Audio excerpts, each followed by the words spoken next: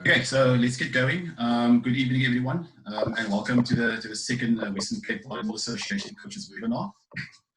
Of course, I think most of you know me, or hopefully you know me. My name is Yusuf Groenewald. I'm the Technical Director for the Western Cape Volleyball Association, and I will be your host this evening. Okay. Just a few formalities. We would like to welcome all the coaches and administrators across the entire Western Cape, as well as our friends from other provinces. I saw Tone logging in as well. So welcome to the people from Gauteng as well as KZN as well. Okay. We also want to welcome, I didn't see Dr. Lyndon Bauer here, but he said he was going to join us as well. I see him there. Join us. I see his name there. Is it there? Okay, yeah. So Dr. Lyndon Bauer, Chief Director at the Department of Cultural Affairs and Sport. And of course, Mr. Paul Hendricks, our presenter tonight, the Director of the Sport Development Unit at DCAS, short for the Department of Cultural Affairs and Sport, Western Cape Government. We welcome Mr. Claude Meyer as well, the Deputy Director of Sport Development at the Department of Cultural Affairs and Sport. Mr. Lutz Groenewald, the President of Western Cape Volleyball Association and Co-Development Manager at DCAS. The co-developers and coaches of the Department of Cultural Affairs and Sport. We welcome also, I saw Mr. Ismail Taladia here as well, who's a current chairperson or chairman of the Western Cape Schools Volleyball. Did I miss out anyone there? Yes, I see. Yeah, you got that. I mentioned you first, Paulette. Or was it Jolene? Yeah. Okay, so just quickly, just make sure that you have muted you put yourself on mute over there. That's one of the first house rules. It's kind of the main one as well. I'm going to go through the other ones. I did send it to everyone in the email again yesterday. All right.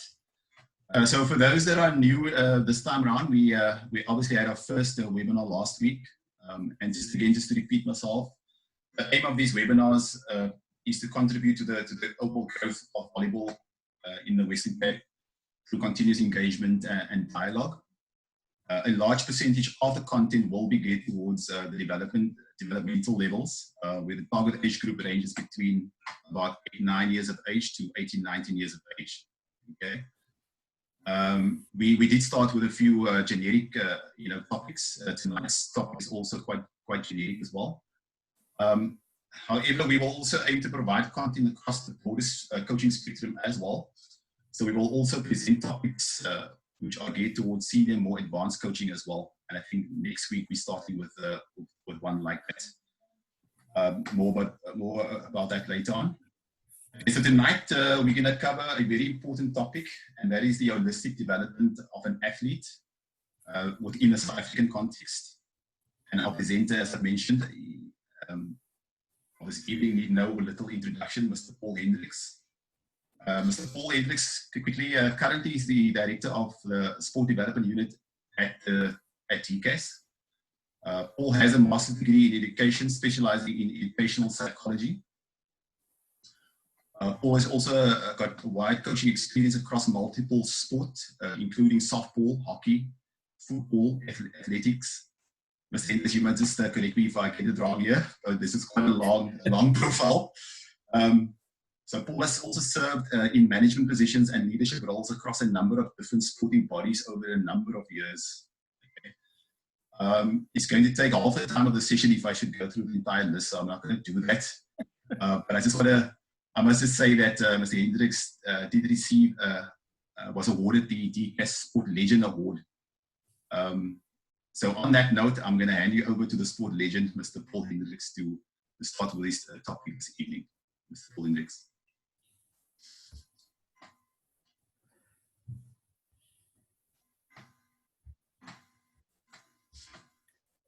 Good evening, everybody. So I want to first thank volleyball for the opportunity and also the initiative that they've taken. When Lut spoke to me about it, I said that we must welcome this with both hands, because given the current situation we find ourselves in, if we don't keep ourselves busy with looking at the further growth of sport, sport is going to disintegrate.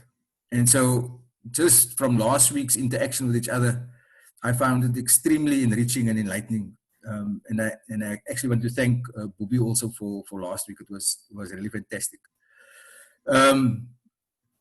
And so for me, it's completely new. You know, I went through a crash course this morning or this afternoon at 2:30 as to how to do all this technological stuff.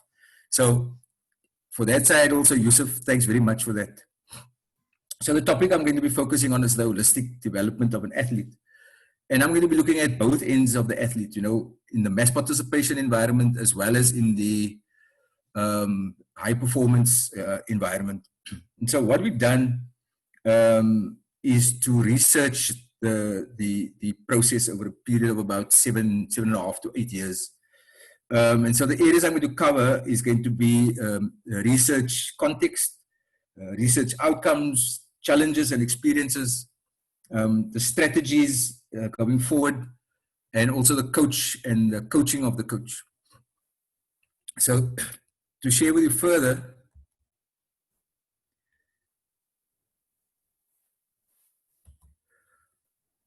okay, now Yusuf.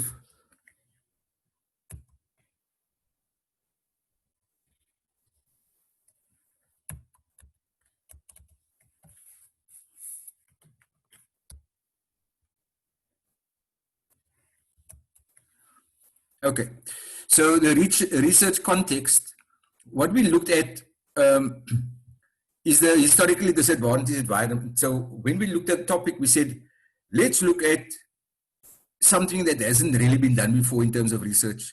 Let's look at an impoverished environment, look at a township environment, look at female, the code of sport, the knowledge of the sport, the facilities, the family environment, the school, the quintile of the school, so it's a low or no fee school, and also the support systems.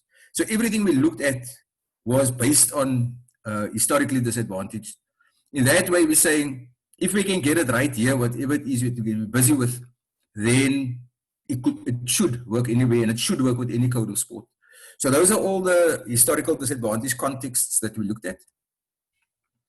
So to take you further, what we also then looked at, the outcomes that we achieved. Let me just do something. Yeah. The outcomes that we achieved in going forward was when we looked at the code of sport, we said, let's look at softball, let's look at the Lavendale area and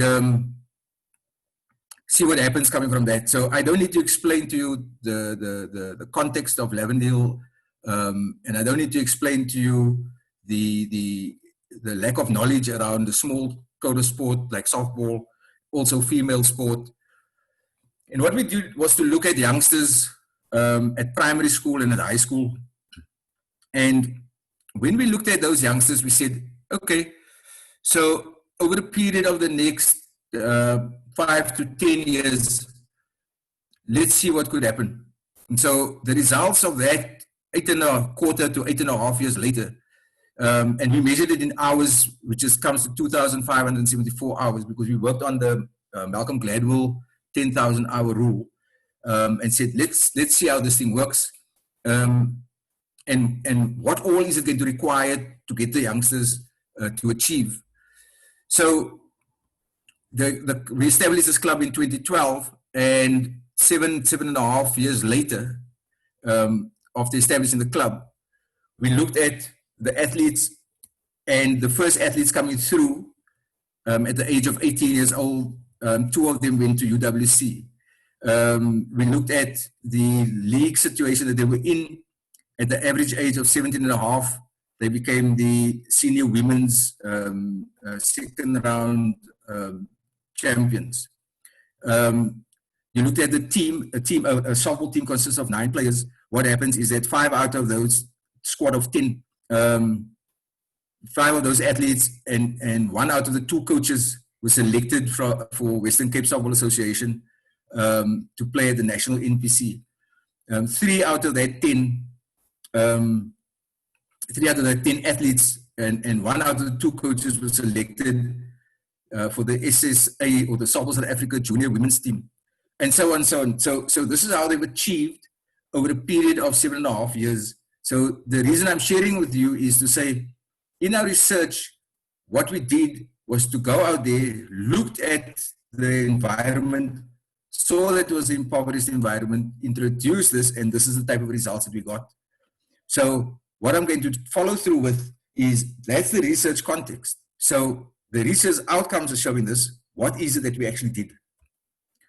If one just looks at this, we looked at that same team of 10 people, and what is the academic follow through of what it is that we did. And you'll see all of them in their sporting environment they've achieved. Look at the average, look at the ages. The average age of that team is 17 and a half. And all of them are either at school or they're at university, and one of them is working. So all of them have achieved, as far as we talk, as far as our research went, with regards to the holistic development. So those are the achievements.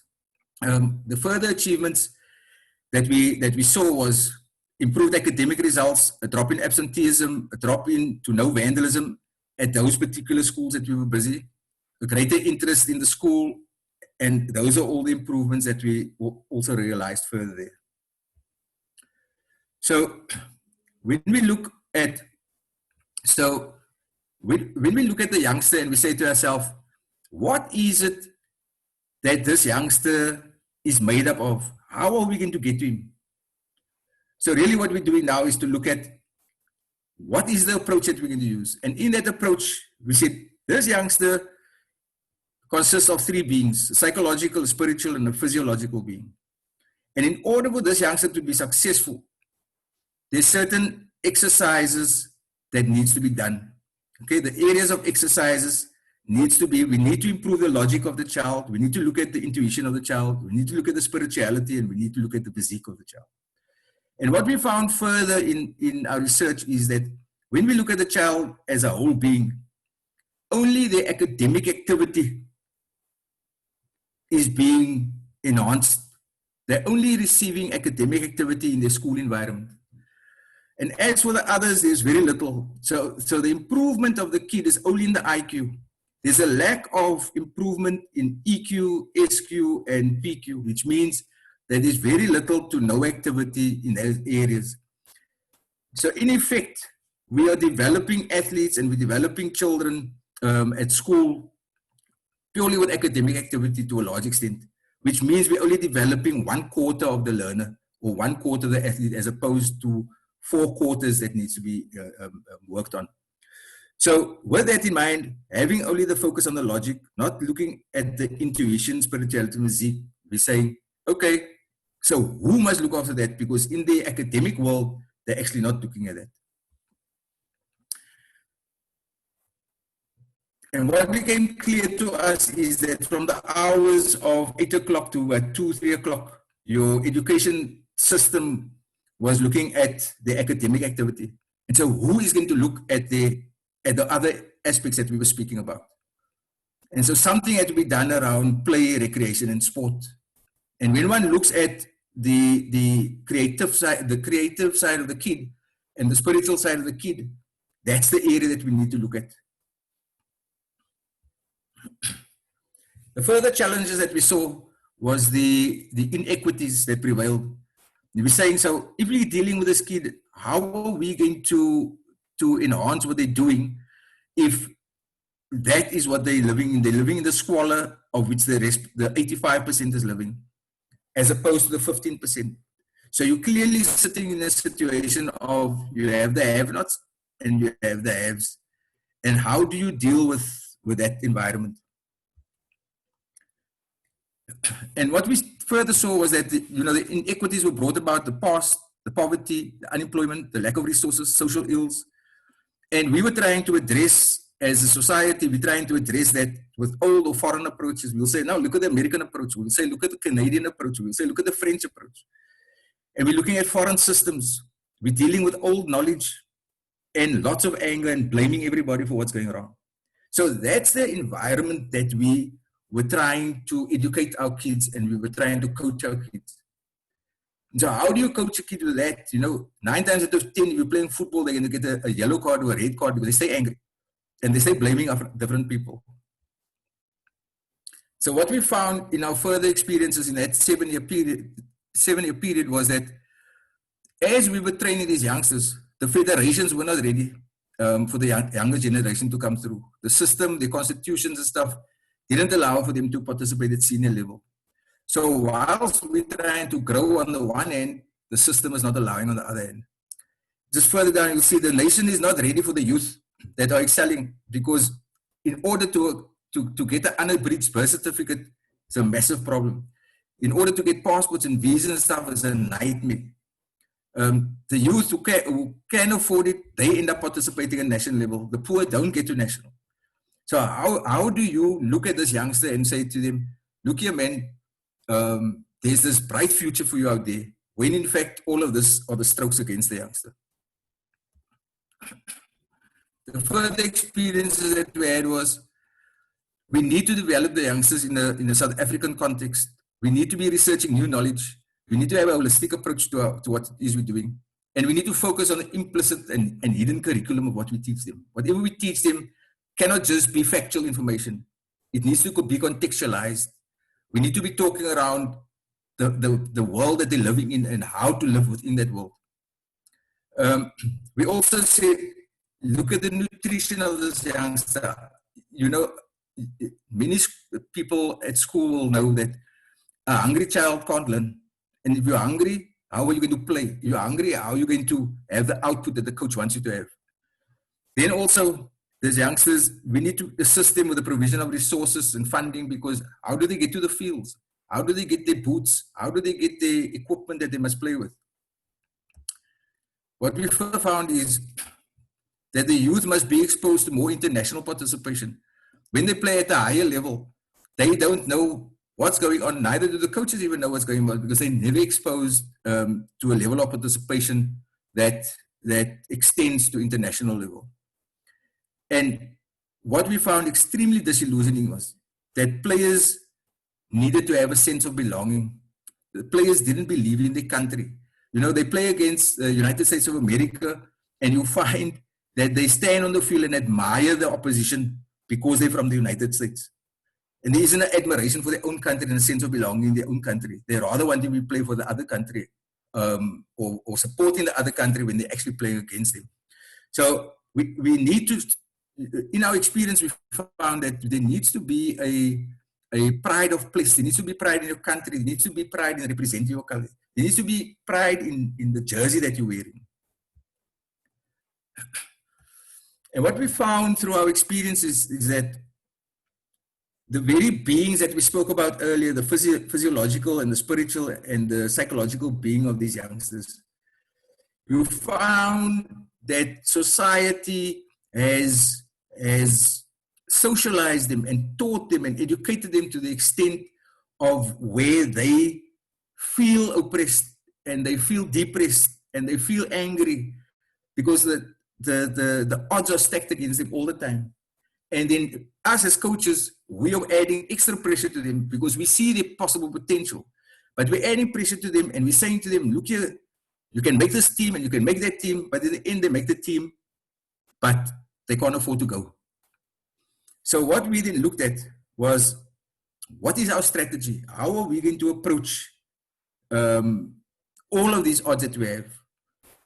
And so our approach is to look at the person holistically and look at them as an athlete and say, it's exactly the same thing.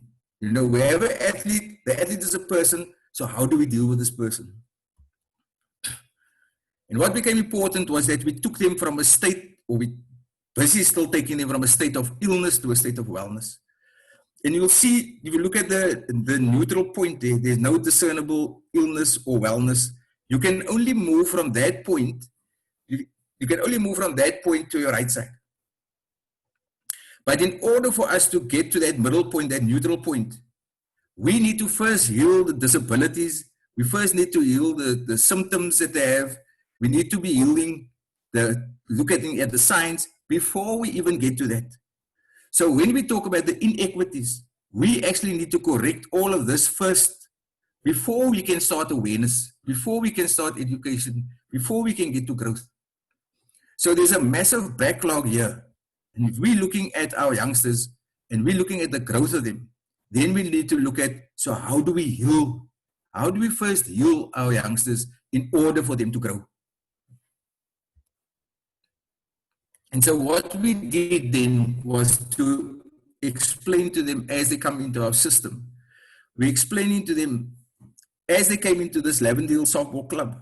We are saying to them, belong to this organization. What is going to happen in the end? We will ensure that you have after school hour activities. We will ensure that you will go to university one day if you have that ability, or we will ensure that you will get work. So that this youngster doesn't see that there's nothing at the end of it. Because our experience has been that youngsters don't even want to go to school. Youngsters are saying, what's the purpose of going to school if there's no work at the end? Youngsters are saying, it's better for me to stand on the road, it's better for me to go to the drug merchant, it's better for me to help on the taxis, because that's where I'm going to get money, that's where I'm going to put food on the table, that is how we're going to survive. Now we're telling them, no, come play softball, that nobody knows.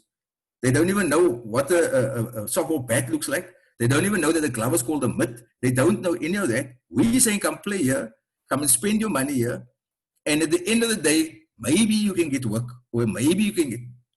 So what we learned was that it becomes important to show them where they will end up if they play for the club. So when I showed you the diagram earlier, when I showed you, look at this whole team, they're either in school, or they're working, or they're at university. That has already been a draw card. More youngsters want to come and play. Now, when you look at that on the one side and you balance it against gangsterism, you will find out that the youngsters in the townships move towards gangsterism because that is where they feel welcome. They move towards gangsterism because they feel that is where they're going to get bread and butter for their families.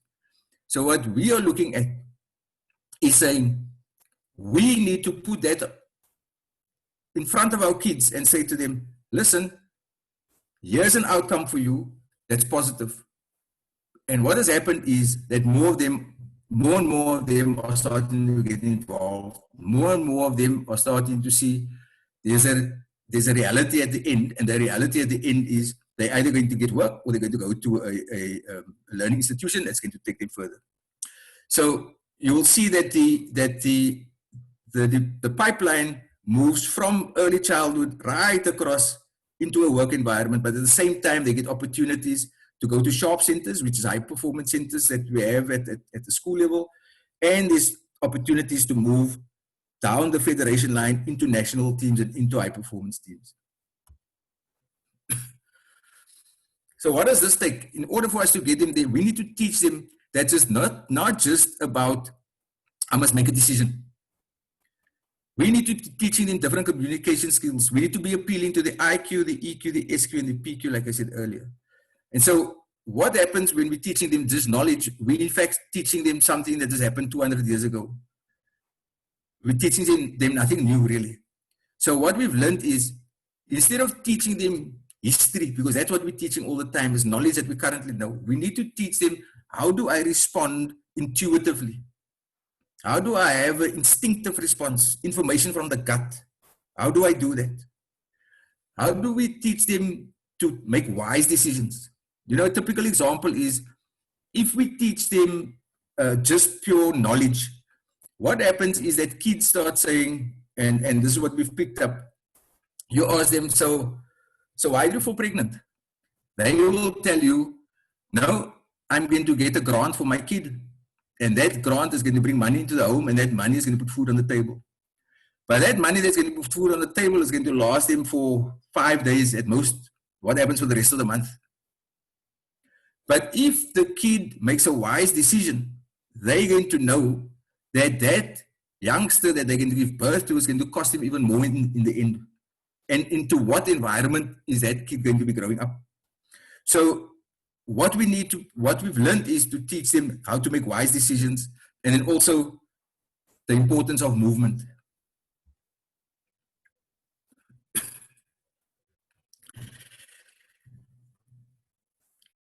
This slide is really showing you how we try to talk to them around making decisions. Do I make the decision, or do I make the choice because I'm going to be punished? Or ultimately, do I make the choice because ethically it's the right choice to make?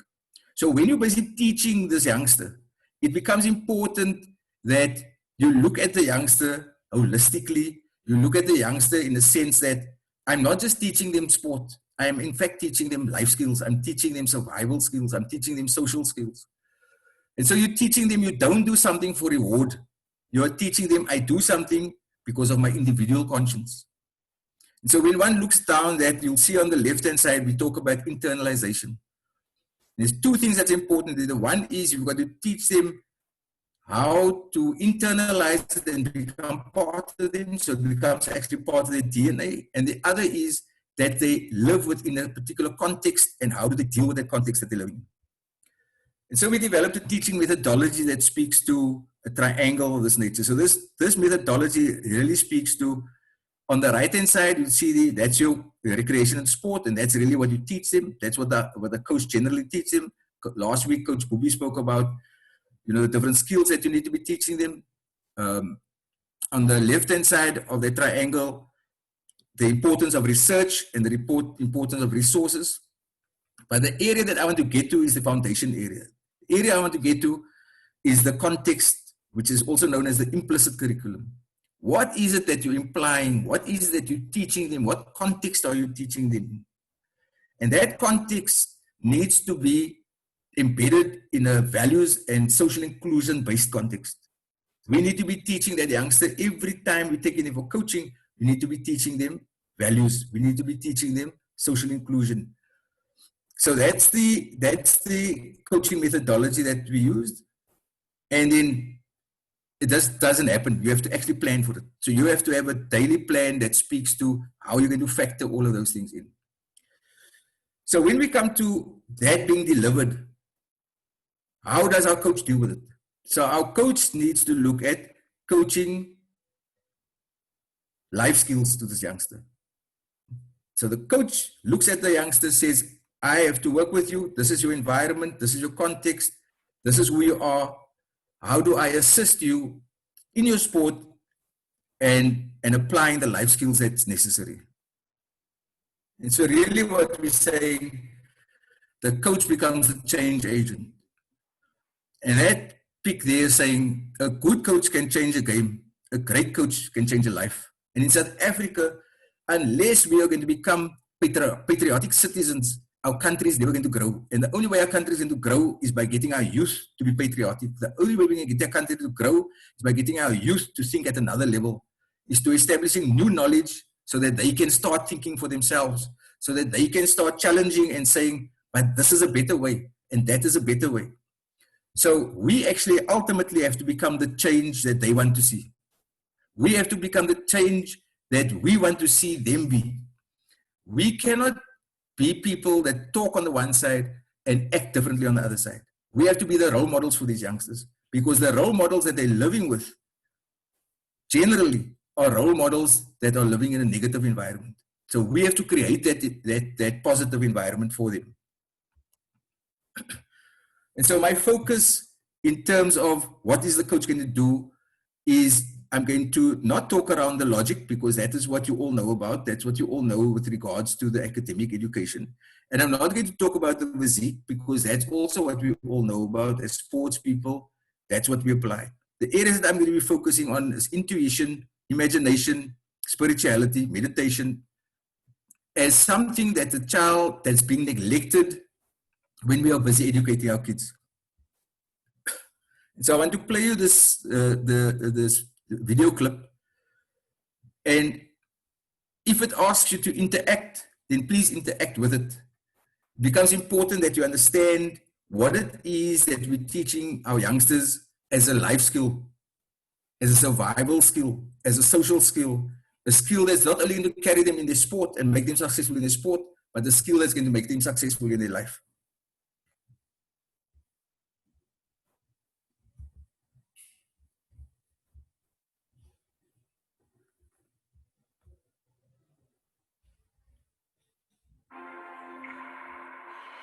It's a learning method called visualization. Rebecca won't have to move a muscle. Rather, she'll rehearse the entire sequence in her brain.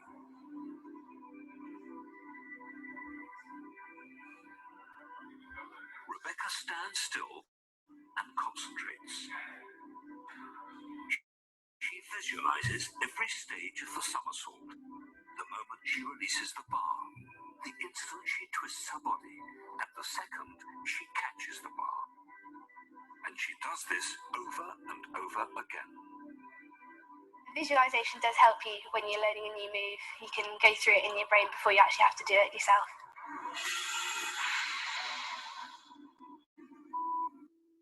Scientists have discovered there's a region of the brain that's activated when we imagine a body movement.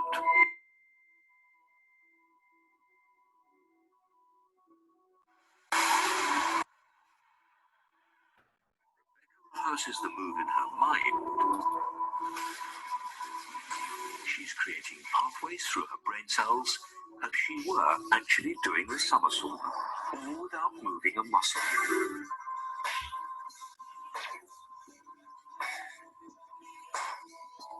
It means that when she does perform it for real, she should find it easier, because the pathways in her brain are already in place.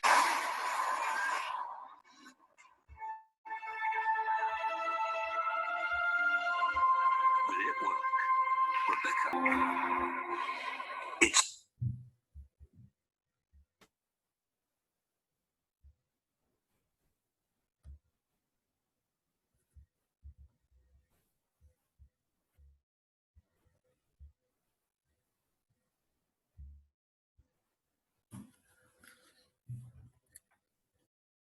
Okay, so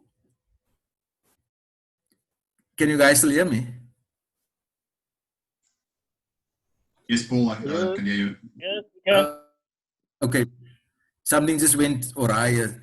So yeah, thanks. So what we're talking about with the visualization is that if we are teaching the youngster visualization, we are in fact teaching them a skill where they won't be doing something for the first time when they practically do it.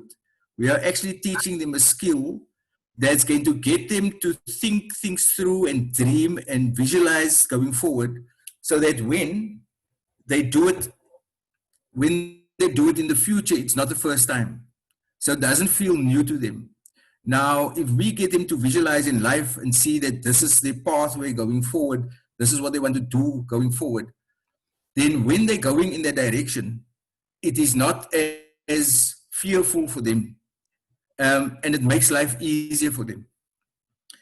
So when one looks at that, what we spoke about earlier is that when we're busy with academic education, we're focusing on the logic only, which means that we're only really looking at the left brain.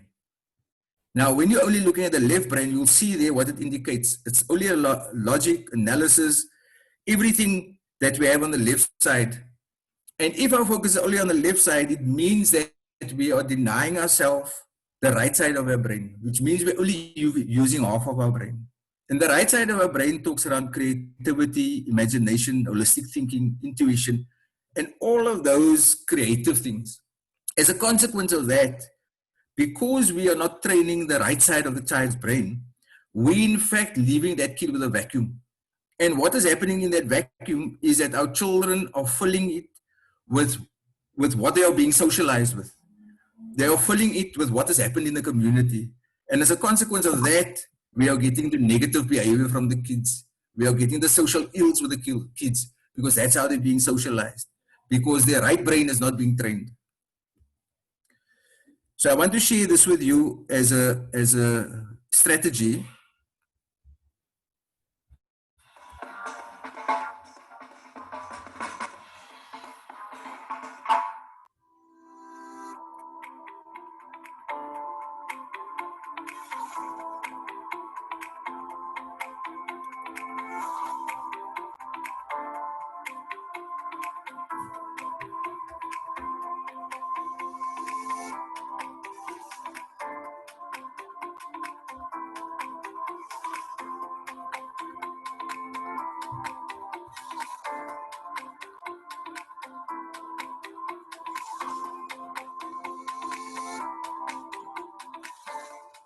Skill is very integral, very important part of any sport. Unless there is skill, the player is not able to perform or to, get runs or get wickets or even take catches. So skill is the primary ingredient for any sportsman. How to develop this skill? By practice. Skill improves, skill develops, skill is honed by practicing regularly and practicing accurately, correctly. But when it comes to a match, you have all the skills, you are fit, you have everything that is ingredients that are required to succeed in a match. But unless we follow the gut feeling at the last moment, the thoughts that come to us, those subtle things that tell us to do something differently, and if we don't listen to it, then we don't really make the mark. When we look at coaching, when we look at sports, most often as parents and as well-wishers, we feel that children have to get coaching in their skills, they should be fit, they should go to the gym, they should have mind relaxation techniques. But one of the most important parts of all this is also to help children understand the intuitive thought versus a logical thought, and also trust that thought and back that thought and act on that thought. So it's very, very important to practice and also to listen to this inner thought and this inner voice, because any improvisation, anything you want to do differently can only happen if you back your thought. And that can happen only when the mind is calm and relaxed. So without practice, there is no skill. Without skill, you can't play. When you have skill without listening to the intuition, then you are not as successful as it can be. If we go back and look at many players, they are so successful in life, they can succeed time and again and be very good at what they do only because they are listening to their instinct, they are listening to the gut feeling, they are able to do what they want. For every ball or for every instance, there may be a million possibilities to do. To know what is the right thing and to do that, that is an instinct that comes from within.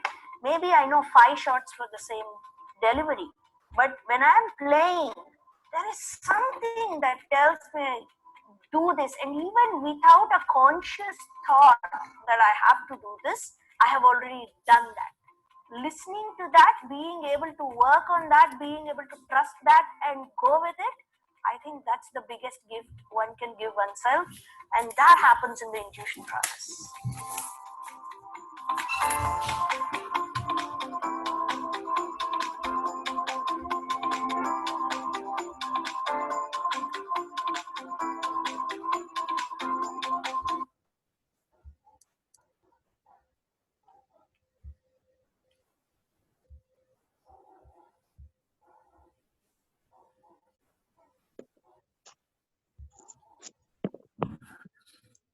Okay, so what we further found in our research is that if one looks at the mind, you'll see that the front part of the mind is that small brown part over there, which is called the conscious mind. And what happens when our youngsters, or when any athlete is busy, you'll find that a lot of them choke. And if we look at why our national teams and stuff choke, is because they are playing the game out in the front part of their mind.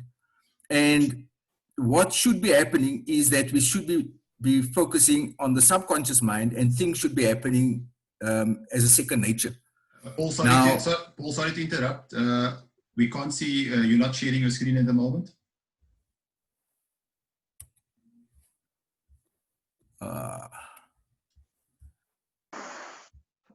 Thanks, Yusuf.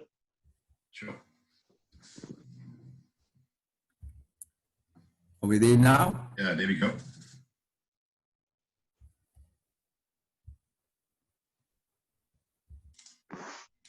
Thanks, Paul.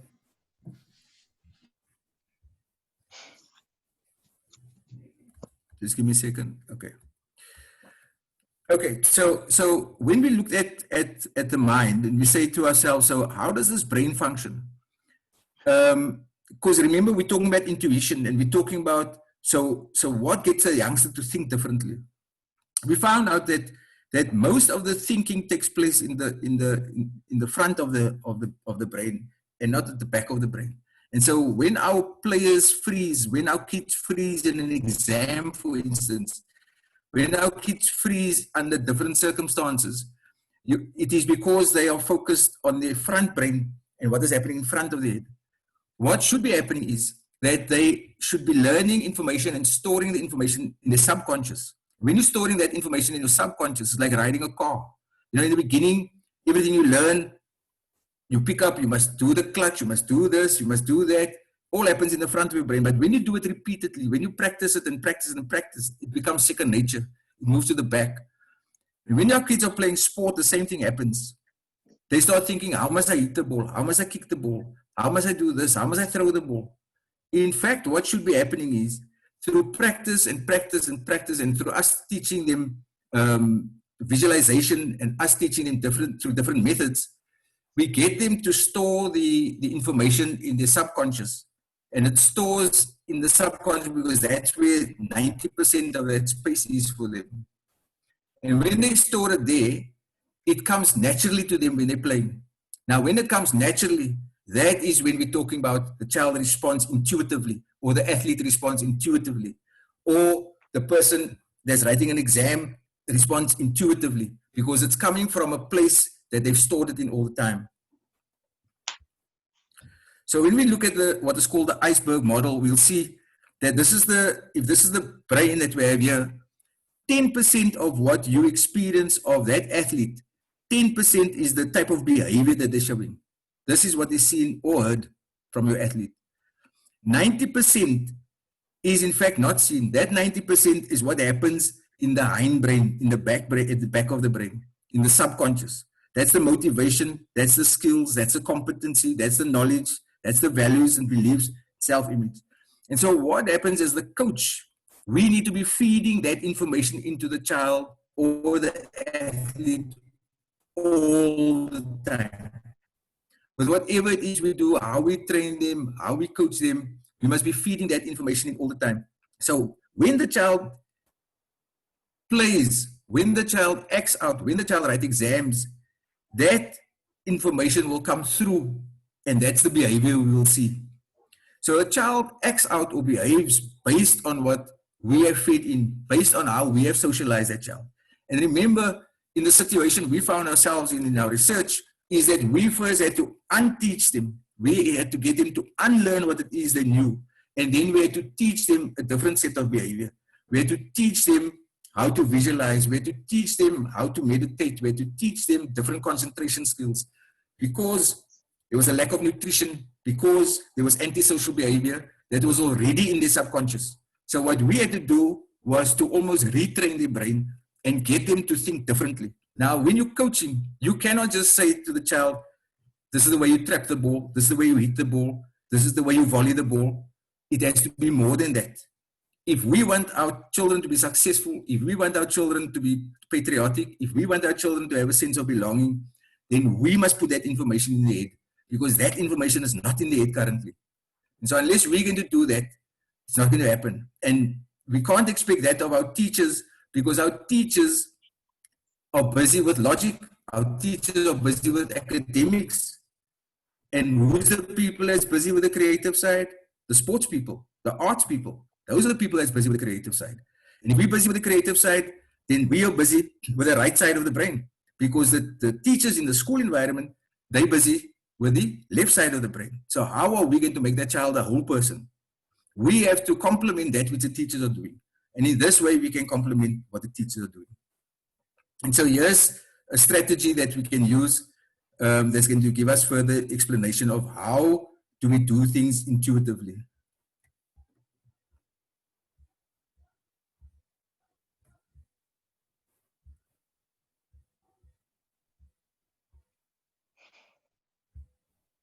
Hey everybody, I'm Jordan Bach. I hear from people all the time saying, how can I harness my intuition? Do I have an intuition, or is that just for psychics? And my answer is no. Every human being has an intuition. If you've ever walked into a room or met someone and felt, something's off here, or you'll get a feeling. Sometimes it's a. We're not seeing the video. I should call my phone, and then they call you. That's your intuition picking up messages. So how can you really fully develop your intuition and harness its power to allow you to live the best life that's really possible for you? It's simply breathing deeply, getting in touch with your breath. Inhale right now. Do it right now. Inhale deeply and exhale. Now my question to you is, when you took that inhale, did your belly expand? So put your hand on your belly and take a deep breath in. As your diaphragm fills with air, as you inhale, your belly should expand. And as you exhale, your belly should fall. In this culture, I think, where everyone wants to be skinny and lean, if you are wearing a tight t-shirt, chances are you're going to walk around all day kind of pulling your tummy a little. It's a massive disservice to your intuition and to your sense of peace and calm and power that you carry with you through the day, because you're not connected to your breath. Your body holds wisdom. Your body holds an incredible amount of wisdom, and your body talks to you. Your body talks to you. As you breathe deeply, you can consciously allow tension to drop away from your body. If you scan your body right now as you're watching this, where are you holding tension? In your face, in your shoulders, in your neck, in your belly, in your back, in your legs. Where are you holding tension? Take a deep breath in, allow your belly to expand, and as you exhale, your belly falls, and allow the tension to melt away. When you do this, you become an open and clear vessel for your body to talk to you. When you are breathing in a way that's open, free, calm, and your body is relaxed, when you walk into a room or meet someone, listen to what your body says. Something's off here. Or, I like the way that person makes me feel. Let me talk to them more. Or, maybe you're just sitting on your couch or on your bed. As your body's open and you're breathing, you can think about some choices that lay ahead of you. Whether it's about leaving a relationship or staying in it, getting a new job. What does your body say? Allow your body to speak to you. That's the surest way that you can really begin to tune into your intuition. And it's free. You can do it right now. You've already been doing it if you've watched this long. Sending you lots of love wherever you are in the world. Cheers. Sun up.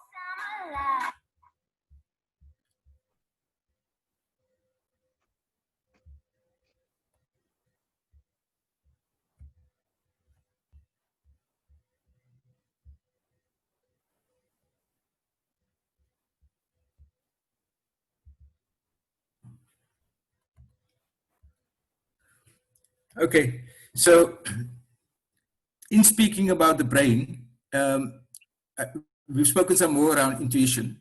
So what I want to share with you further is another methodology that we used. We used visualization, we used intuition, and we also used meditation. And so many people wonder, so how does meditation happen? What makes it possible for meditation to happen? All of these answers lie, in fact, in the brain. And all of it lies in what we haven't used. All the years that all of us were at school, our logic was being educated all the time. But our creative side was not being educated. And so when we look further at the brain, you'll see it says at the top, it says that your conscious mind is 10% and your subconscious mind is 90%. When you look further under the 90%, you'll see what is there, impressions in the mind. And then there's a thing called devotion center, the center of divine. Now, if you look at the top, the heading says how chanting the name of God works.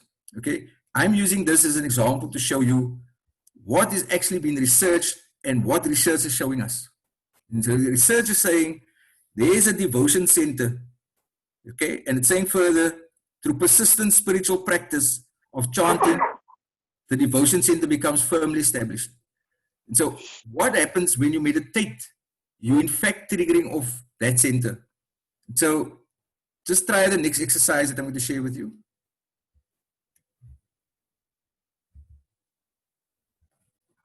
now we're going to do something very interesting. We won't close our eyes, okay? So have what is called soft eyes, which means become aware of the space we're in.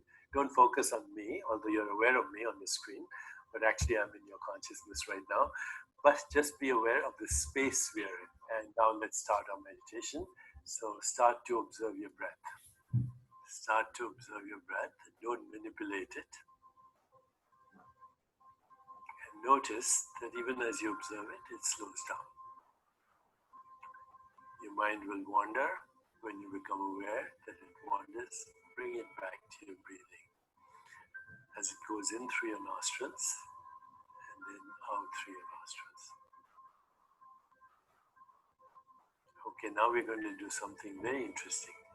You may keep your eyes open, but start to repeat your full name. So I am Deepak Chopra. I am Mary Jo. Repeat it mentally. And now invite all the stresses you have right now, all the things you have to do, your deadlines, all the problems you have.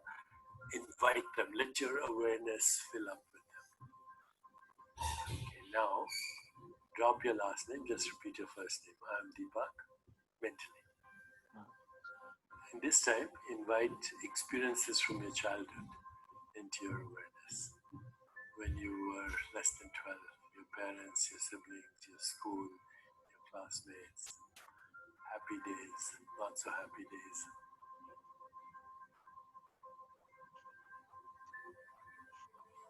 And now drop your first name. Just say I am, with no labels attached. I am. Let memories and thoughts fade. Just happen.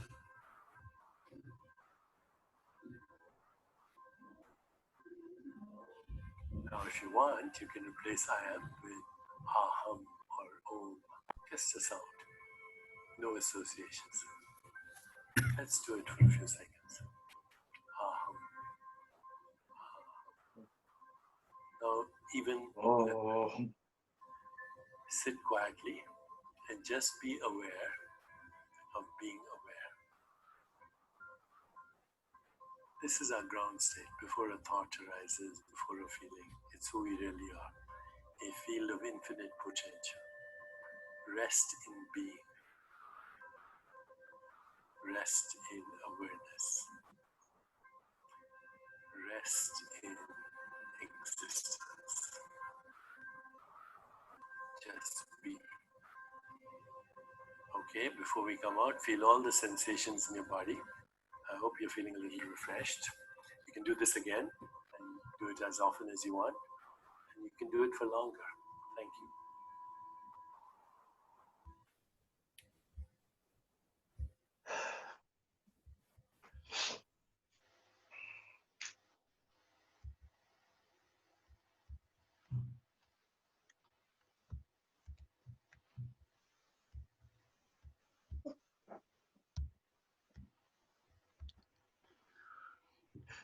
Okay, so those are the exercises that we've been giving them, and what we've done is to factor that exercises into the actual training schedule. So I just put a typical 1-week training schedule together for you. You don't need to worry too much around the physiological training, because that is what you guys do. I mean, all of us do it. But in that training, you actually have to plan for the spiritual training. And you actually have to work through the spiritual training with him. So I've just given an example here of what we might do.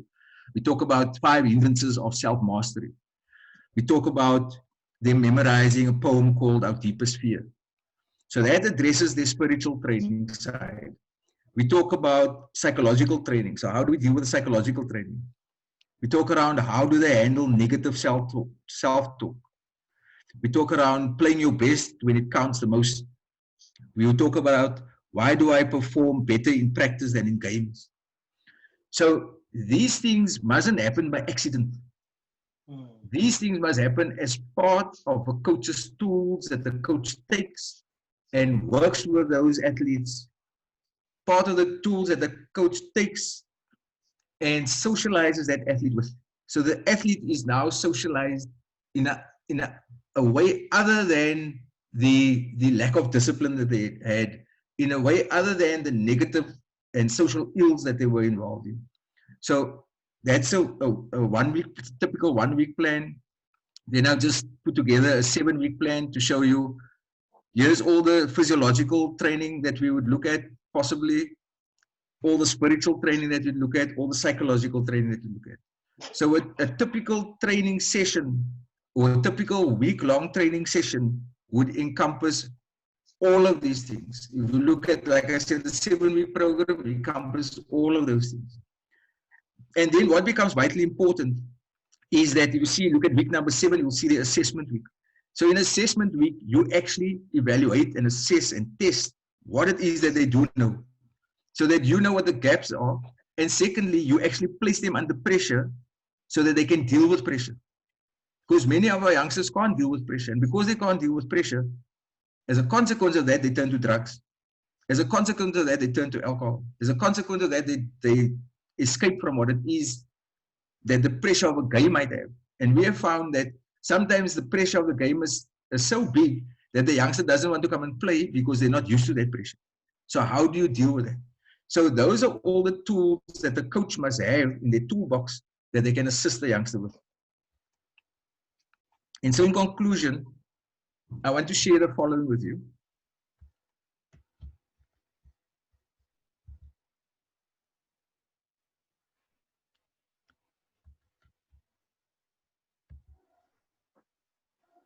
Dr. Todd Kings, mental coach and sports psychologist.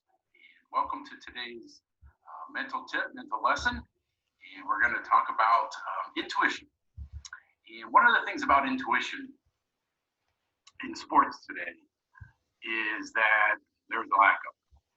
Okay, we have advanced so much in sports in terms of technology, in terms of equipment, in terms of fitness, in terms of nutrition, in terms of the skill, the resources. Everything has been incredible in the last couple of decades. But one of the things that has changed, and not for the better, is less access to your gut, your intuition, your heart. Okay, even with mental training. Mental training is much bigger today than it's ever been. And mental training can get in the way, because what I find is that athletes are thinking way too much. They practice, they're hardworking, they have high goals, and they start thinking, overthinking, analyzing. And what that does is that prevents fluid movement, because there's tension somewhere in the body. Whether it be your muscles, increased heart rate, because of thinking about mechanics, thinking about outcomes, thinking about losing, thinking about getting pulled, thinking about parents, thinking about fans, whatever the case might be. That is what takes you away from your heart, your intuition, your gut instinct.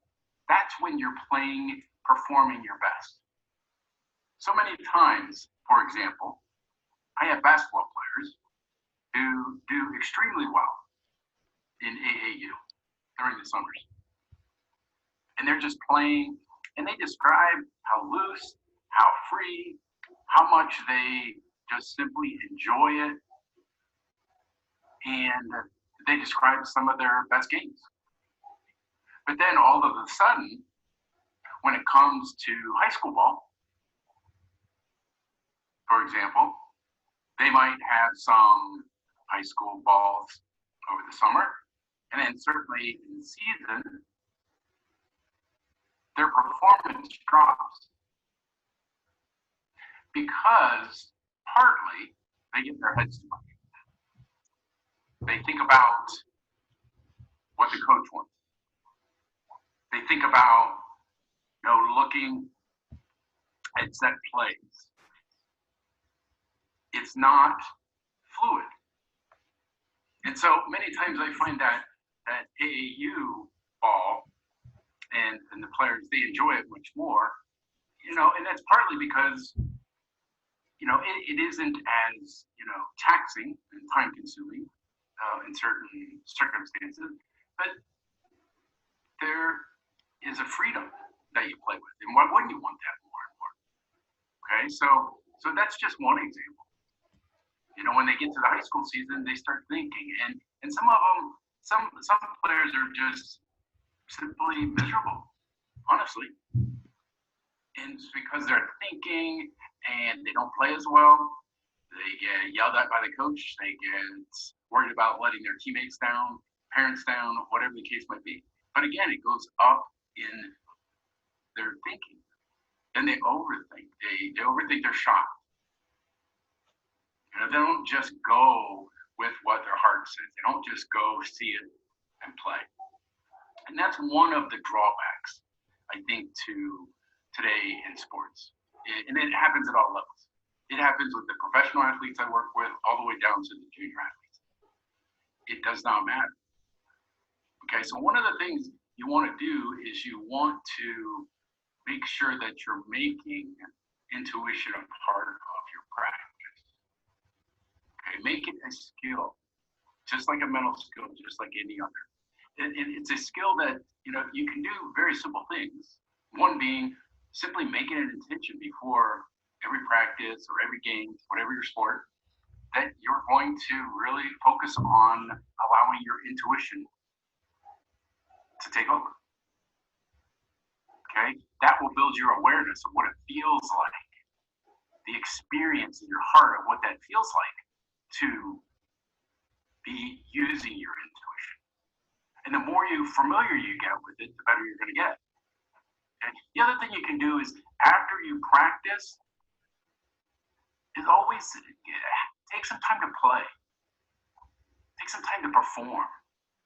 So again, you might have practiced, you might be thinking in your head about mechanics, about your shot, about, you know, your skating, whatever the case might be, whatever sport you're playing.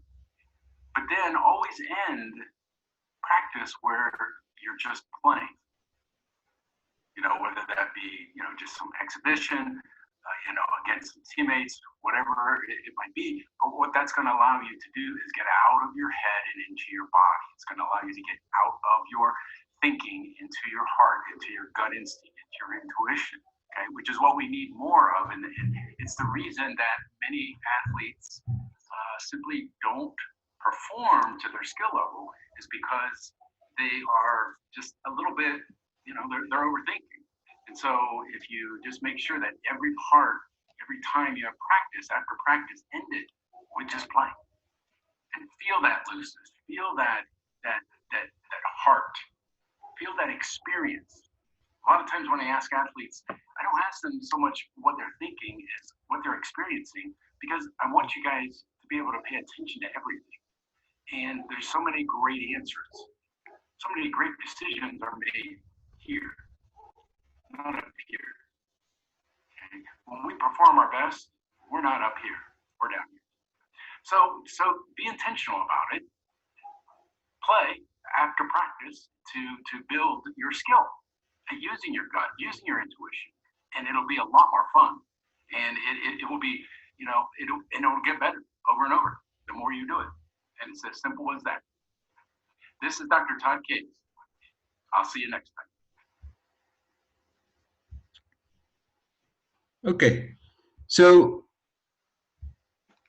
I think it becomes important for us to realize that we cannot just focus on the logical side of the brain. We cannot just focus on the left side of the brain. We have to focus on the right side of the brain. And our coaches need to have the ability to deal with that issue, because it's a gap in our communities, it's a gap in our athletes, and we need to teach them to think creatively.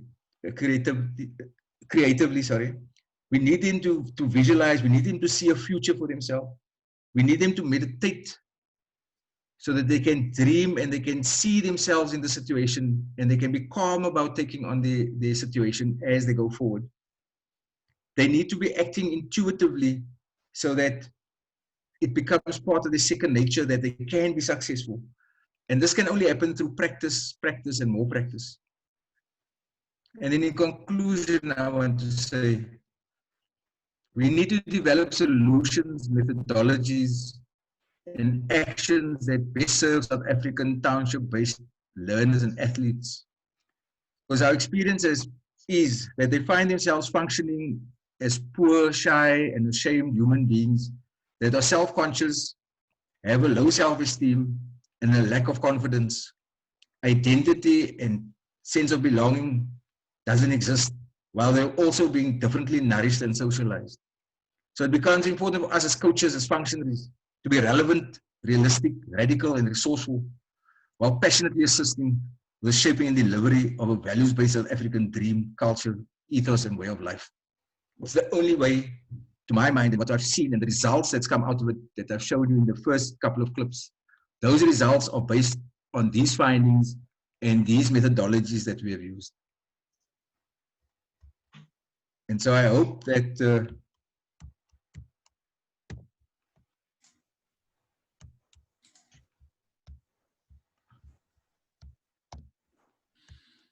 okay, I hope that I've added at least something to your guys' knowledge as coaches to assist with the further development of our youth, to assist with the further development of our athletes, to assist with us not choking as a country when we're in different sport codes and we're at the highest level and we can't make it because we now have tools that can assist us with getting us to becoming a winning nation.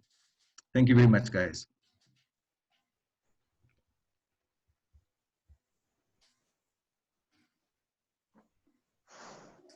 Thank you, Paul. Thank you. Yeah, just wait for you to stop sharing.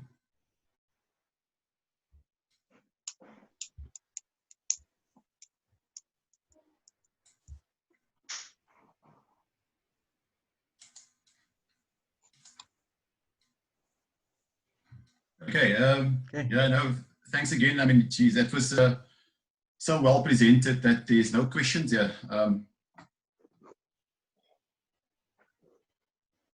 Just get my.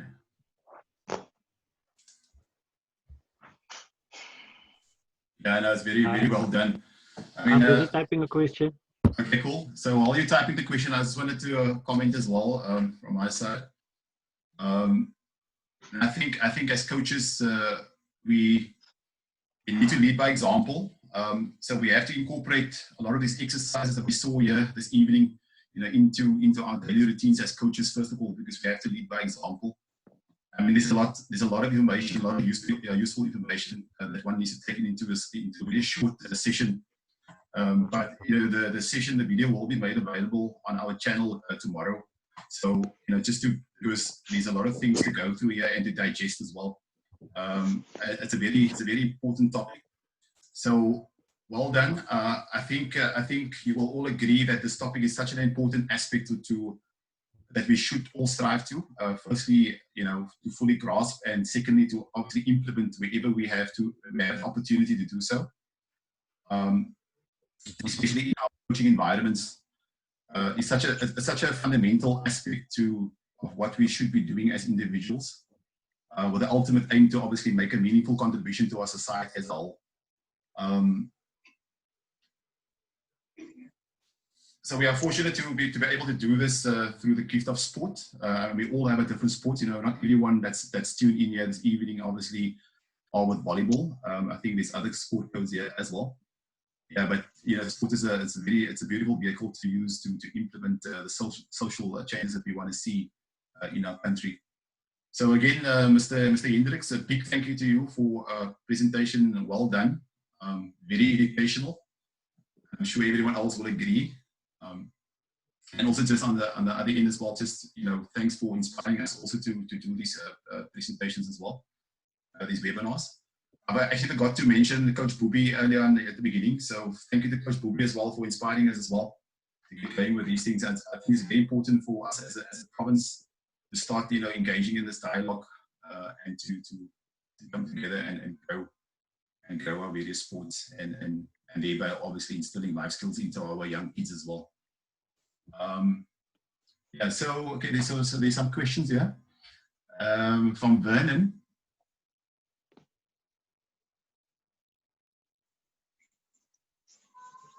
Yeah, okay, no, Vernon, it will be available on our YouTube channel. There's a question from Mark Williams. How do we apply these methods in our community-based clubs, bearing in mind that we don't have the ability to collect players for matches and practices, for example? Okay, look, what becomes important is that we understand that this Lavendale Softball Club is a club in the very community that Mark is talking about, and they fund themselves. And so their players, whoever has transport, they pick up those youngsters and they take them to the fields. In the evenings when they come and train, those youngsters come to training, and then the senior players that have motor vehicles or have cars, they will take them home. So it's a sacrifice that the players must make, the players that can. It's a sacrifice that the coaches must make. And that's why, the essence of this whole thing is, as a coach, you need to understand that you are more than just a skills developer. You become, like the olden days, we used to say the teacher is the priest, the teacher is the doctor, the teacher is the lawyer, the teacher is everything. That is what this coach is. If we want to heal South Africa, I'm telling you now, if we want to heal South Africa, and we want to really do it through sport, and we always say sport is a unifier and sport pulls us all together. But if we really want to make a success of getting South Africa to where it must be, we need to change the thinking of its people. In order for us to change the thinking of its people through sport, our coaches must get into the heads of those athletes. In order for us to do that, we need to actually go out and do that for our athletes. So let me just give an example of what's happening now during this lockdown period. So these athletes, these players, are from poor backgrounds. There's one or two that can maybe afford it, just afford it. But the members of this club actually had to come together, those that could afford it, and those that have the ability to go out and get funding and gifts and stuff. And they actually started delivering food parcels to the players.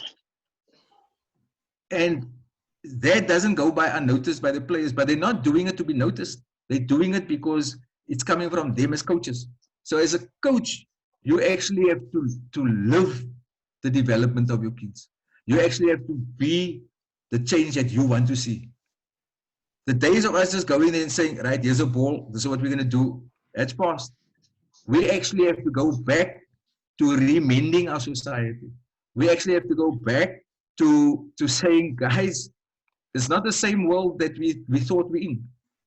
We're now in a situation of where we have to correct because we're busy with the other fight. We're busy with the fight of poverty. We're busy with the fight of corruption. We're busy with the fight other than the old apartheid system that we had. But there's a new fight, and how are we going to do it?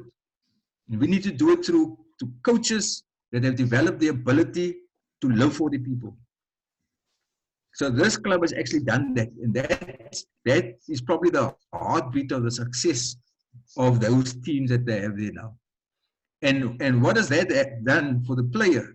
Those players are starting now that they're becoming mature, 18, 19, 20. They are starting to be the same as those coaches are, and they are starting to assist now.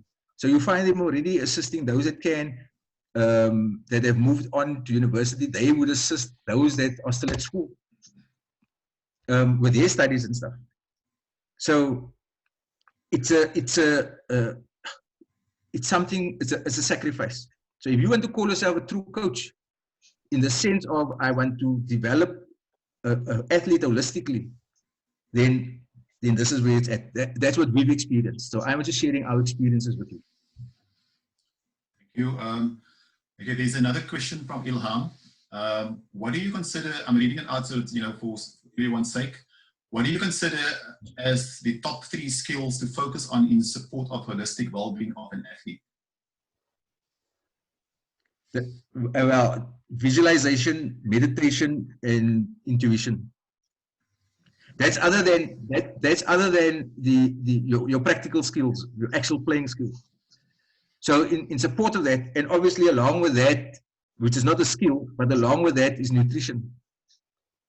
You know, we need those skills, but in the beginning particularly you need the nutrition. But what we have found is, because these youngsters start growing, they start growing as people, their dependency on you become less and less, because you're actually teaching them to become self-sufficient also. But in the initial stages, when they don't have the support systems in place, you actually have to be there for that. And so slowly you assist with their nurturing.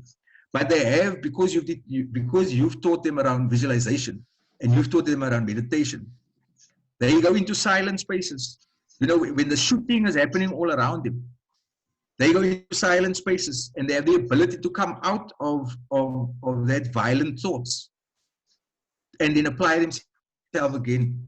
So what you are teaching them is to actually visualize a future for themselves. You're teaching them to dream and actually make their dreams become a reality. So yeah, really my 3 skills, other than obviously your ball skills and your game skills, is visualization, meditation, and intuition. Okay, thank you.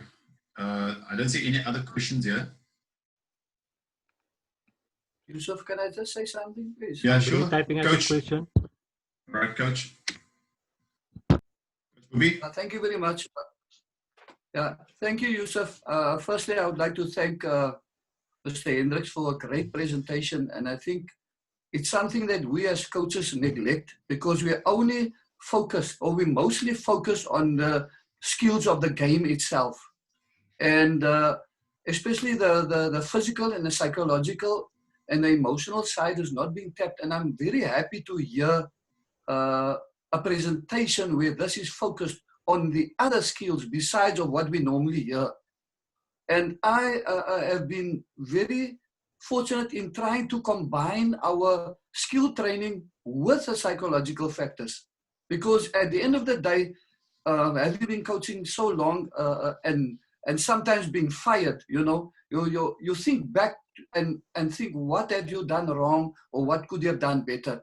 And most of the time it comes back to the mind, the preparation of the mind, the preparation of the player for games and so on. And then I later on developed a strategy where like a day or on match day, I don't talk about winning, you know. I talk about that early in the week, and on match day or the day before, I only talk about the performance.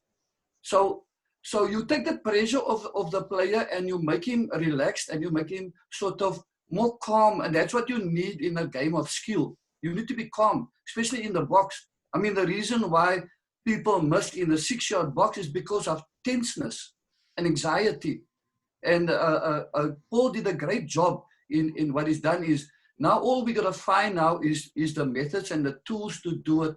You know, I play golf, and you stand on a putt and you tell yourself, don't leave this putt short, you know, don't leave this putt short. And you know what happens? You actually leave the putt short, because it's your conscious mind that is in play. And he's right. He's right. You have to feed your subconscious mind all the time, because the subconscious mind actually controls your body, you know. So Paul, I'm so happy to be in this discussion, because it's something that I've been researching and doing a lot of times and trying to add it to my coaching, and this is actually what's lacking. You know, we teach the game, but we don't teach the other factors around the game. And maybe we never had time to be in company of people, or maybe we don't read psychology books or motivational books or things like that can add to our value. So well done, Paul, and thank you for the opportunity, Yusuf, for me to witness a great presentation like this. Thank you. Thanks, Coach Booby. You must invite me sometime for a game of golf.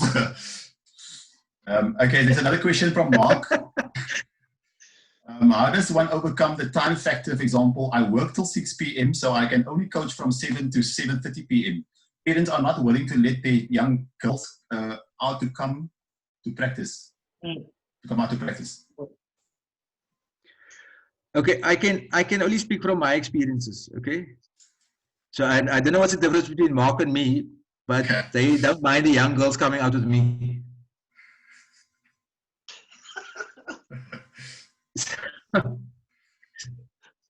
So, maybe Mark has the answer, but I must say, my experience is, you see, people, I go do house visits, okay, along with other coaches. They go do house visits. And when you're in their house, they offer you a cup of tea, you drink the cup of tea. You sit there and have a conversation. They see you an extension to the family. And so you become trusted and accepted. And they're not easily going to do that. They need to see you there around for a long time. And they also experience what it is that you do for the kids, generally. So we actually don't have a problem. And then secondly, if there should be a problem, then our female coaches would go in and fetch the kids. Or the female coaches would go and speak to the parents. So you know, it becomes important that you don't become a sole owner. It becomes important that you have a team of people around you. So it would be great if you can establish a club on your own, but it's not going to work. You're going to need support systems for yourself. So you're going to need at least 3 or 4 adults that have a bit, you know, of something, have transport, that type of thing. And it's important that you have different genders, that you're not only male or you're not only female. It becomes important that you work together, particularly if you're working with females. But in today's world, parents know, you know, as much as what the male can hurt you, a female can hurt you. So it's the trust relationship that becomes important. Yes. I don't know if that answers Mark's question. I mean, thanks. I mean, this is such an important topic, and I think if you look at the comments, you know, from everyone that's in the session tonight. I mean, everyone is, you know, obviously acknowledging the importance of this particular topic, and perhaps, you know, one should look at having follow-on sessions to this, you know, to kind of unpack all the various aspects, and perhaps, you know, provide further training, especially for the coaches, to be able to filter that down to the kids as well. I think it's just in terms of keeping in mind people's data. Some people are limited to the data, so I already seem like 3 people leave here. So I think we need to start wrapping up now. Unless there's perhaps any other questions. One more question. I'll allow one more question to come through. Yusuf? Yeah. I just want to make a final comment if there's sure. Yeah, if there's no other questions. Yes. I think it's important. I think it's important that our coaches do research. You know, we come from a history of, I was the best player in the team. And so I become the captain of the team. I then become the coach of the team. I then become the manager of the team when I can't run around anymore. And then I become the chairperson of the club. And so there's a history of, I was successful in that particular code of sport or in sport. And so I raised through the ranks. And so I don't educate myself more than the experiences that I go through. As a coach, you in fact need to educate yourself more than those experiences. You need to read up. You need to not only read what's happening in England, you need to read what's happening in America. You need to read what's happening in the Far East. You need to read what's happening in the Middle East. You need to research all of these things. You then have to put together stuff for yourself within a South African context. So if you know, currently I'm coaching youngsters in softball pitching. And so even that was a new experience for me. In that, I'm coaching them via WhatsApp at the moment because of the lockdown. So there's 2 youngsters that live in the Grassy Park area. The one, not the youngster, the one is 30 years old with 2 kids, married. The other youngster is just at high school. But the 2 of them can afford it. The other 2 cannot afford it, so we have to buy them data. So we buy them data, and then we say to them, listen here, but now, I'm still not getting through to you. Then we need to realize how shy these youngsters are because the room in which they must receive this information and have a video chat with me is not ideal for that. Because all of them live in one room, which means the TV is playing in that room. The mother and father and the 10 sisters and brothers are in that room. And here I'm wanting to have a video chat around how to pitch. In the other person's place, there's no lights. So the video chat is in darkness, complete darkness. And I'm wanting her to do execution of a drill for me. So how do you deal with that? So as a coach, I have to start researching and I have to start looking at different ways and means of actually solving that problem. But what I've picked up is that many of our coaches, if not most of our coaches, only do in their coaching what they experienced when they were being coached. They don't bother to research further. They don't bother to see what the latest trends are in the world. They don't even bother to go past what those trends are. We're scared of taking risks because we're scared of people laughing at us. We're scared of changing the way things happen because people are going to criticize us. And that is where we need to start stepping out of that comfort zones and saying, you know what, to hell with what you guys think. This is what we're about. You know, I just by way of example, I introduced a new pitching style. In the new pitching style that happened, the whole world of softball criticized it. When they researched it, eventually they found there's nothing wrong with it. But everybody found something wrong based on the fact that they haven't seen it before. Now, because they haven't seen it before, they think it's wrong. And what happened? Some laughed at it. Today, others want to pitch like that. Now, why I'm sharing that is, unless we're going to step up as coaches and take the responsibility of educating ourselves, of researching and finding things out for ourselves and trying different stuff, it's going to be business as usual and we're going to go nowhere with it. We're going to stay ending up as best World Cup hosts other than World Cup players. And that's the sad reality of where we are at the moment. Our coaches are not doing the necessary research to enrich themselves and then teach the youngsters. Hi, Yusuf, can I come in here? It's Mark. Yeah, good, Mark. Okay, I'd just like to say from a community-based club perspective, it is becoming more and more difficult to run a club. Because first of all, you completely dependent on your players to fund the club, whether it's via fundraising or whether it's via subscription. In the situation that we find ourselves today is that the moment you mention subs or subscriptions or give a figure, the players don't pay and they don't even want to come back to training because they need to pay something. So they don't attend fundraisers and that sort of thing. So it's becoming more and more difficult, especially with the economy as it is, to fund the club, first of all. That means having to pay for venues, having to pay for equipment, having to pay for kit and that sort of thing. So in general, it's becoming extremely difficult to run a community-based club. How do we overcome that factor?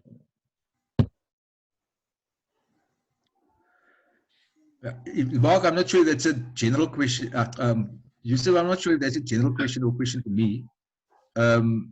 I've tried to put into perspective Lavendale Softball Club. If you just look by the name and all the details that I gave earlier in the first slide around, we took all the odds were stacked against. Okay, that club exists and survives on its own. You know, many people might think that it's a DCAS club. It's not a DCAS club. It is a community club that survives on its own. And so they have members, I think they've got about 5 or 6 adult members who actually go out and seek funding, who actually go out. And in fact, for the first 3-4 years, the club survived out of their pockets. Now, I'm not saying that everybody must do that. What I am saying is that you cannot, as an adult, run the club on your own. You actually have to have a support group around you of people that's going to work with you. So you need 4 or 5 adults, and you have to work together and find ways and means if that's what you want to do. My other where we also found a solution was that we worked with the schools in the area. So you take, there's 3 primary schools there, Hiloot Primary, Levana Primary, and Prince George Primary. and we took the high school and we worked with the high school. So there's a constant feeder of youngsters coming through. So we work with those schools, we work with the people in the community, and those people assist. You know, all it really costs for us, and I must say, for the past 5 years, 6 years, we actually never charge subs. The club never charged subs or anything. The youngsters pay for nothing. But there's a relationship between the schools and the club and the community itself, to the point of where we started introducing subscription fees last year. And those subscription fees, those youngsters are starting to pay. Not all of them, but those that can, they pay. On a Saturday in the dressing room, they come, they pay their money. And particularly, and I must say, all of the research is really based on their first team, because that's where the research started 7.5 to 8 years ago. So all of the stuff we've done, particularly was that the relationship between DCAS and the club is that they are open to the research that's happening, and they are open to share what they are doing with regards to the research. And I assist there so that I can get the research findings and stuff and experiences that we're having. But is DCAS giving money? No. And so my suggestion is, Mark, if people want to take their code further, is to link with the DCAS mod centers, is to link with the DCAS neighboring schools, is to link with those structures that exist already, and then work from that point. Okay, so yeah, thank you, Paul. Thanks, Mark, for that question as well. So we're going to leave it there. Yeah, we have to wrap up now. Again, Mr. Hendricks, thank you very much for all your effort, the preparation that you have obviously put into to present this topic tonight. It was very, very educational. I've learned a lot personally, and it's something that I'm definitely going to pursue further as well in my own personal capacity. I'm sure a lot of other coaches will do the same as well. So thank you again from Western Cape Volleyball Association for your time and effort in this regard. Just before I let everyone go, the next webinar will be next week. Again, Wednesday, the same time, the 8th of July. We will be having an international coach, which we are all familiar with. It's Wasimi. He will be presenting a topic on strategies of building team systems. So that's kind of more on the advanced side of things. And then the week after that, we're gonna go to one of our local homegrown presenters, which is Almin Kluter. She will present topic on mental skills and motivating players, also a fairly generic topic as well. And then in the same session, we're going to start with volleyball specific skills, and that will be presented by Lutz Groenewald. Okay, like I said right at the beginning, a large percentage of the content of these webinars will be focused on the developmental phases of our sport. Okay, yeah, that's it from my side. Again, thanks to everyone that participated tonight. We went about, I think, 8 participants more than what we had last week. So keep on spreading the word out there across the province. Get people to join in here. You can see it's very educational, and we learn a lot in these sessions. So thanks again for everyone that joined in into the session this evening. Yeah, and then take care, be safe, and just take care out there from my side. Bye-bye until we see each other next week. Hey, sir. Thanks, guys. Thank you, everyone. Thank you. Good night, everybody. Good night. Thanks. Bye.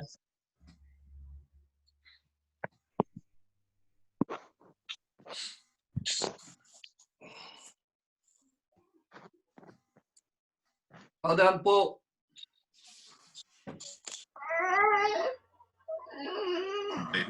Wait, is that yours, Bobby?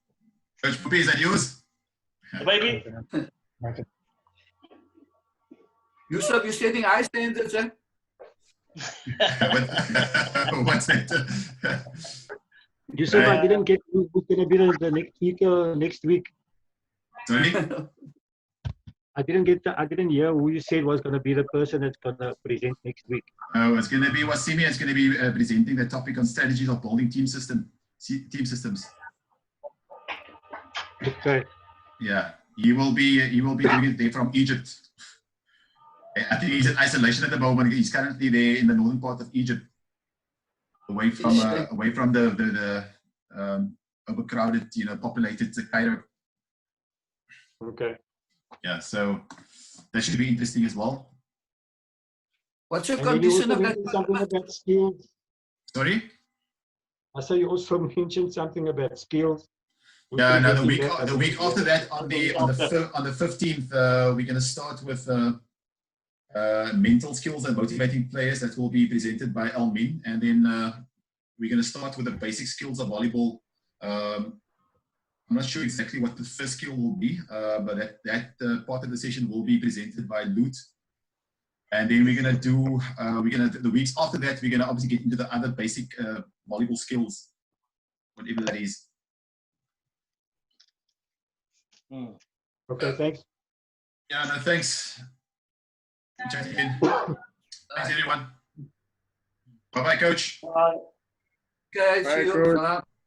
Bye. Thank you. Bye, Catherine. Bye. Bye. Bye, Catherine. Bye. Okay, bye, everybody.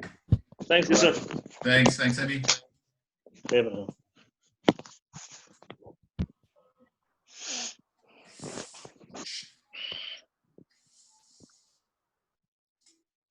Oh, good.